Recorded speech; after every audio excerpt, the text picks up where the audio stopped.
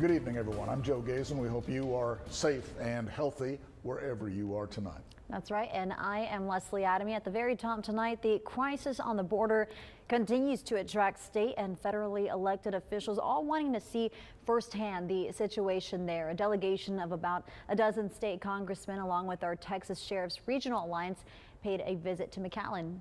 Our Michael Gibson reports tonight on what those professional law enforcement folks are saying, and it is our top story at 6.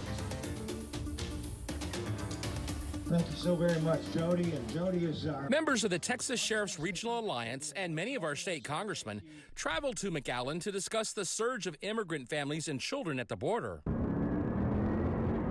The immigrant problem is one that's being exploited by human smugglers.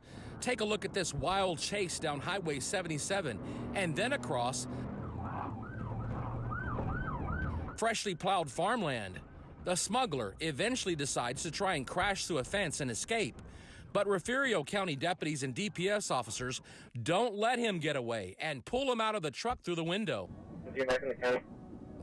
The sheriff here says these high-speed chases are now taking place up to 3 times a day. And it's getting worse. We have seen since this presidential administration took over, it just gotten worse. And I don't know when it's going to end, and if it ever is going to end. Seems like our borders are wide open. San Patricio County Sheriff Oscar Rivera says that for some reason the human smugglers seem to be avoiding his county. He too was at the border as part of that Sheriff's Alliance contingent, which met with those state congressmen who toured the new immigrant detention facility in Donna. Discuss the problem we've got going on at the border, and that's the border security. We were appalled to hear that Donna, Texas, the Border Patrol station there, that normally houses 250 top inmates, not inmates, but immigrants, had 5,700 people there.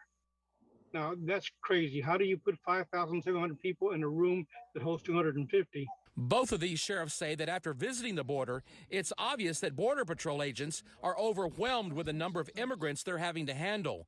They say the agency can't properly patrol the rest of the border, and that's leading to more human smugglers making their way through to places like Refugio County and leaving mayhem and destruction in their wake. Michael Gibson, 3 News.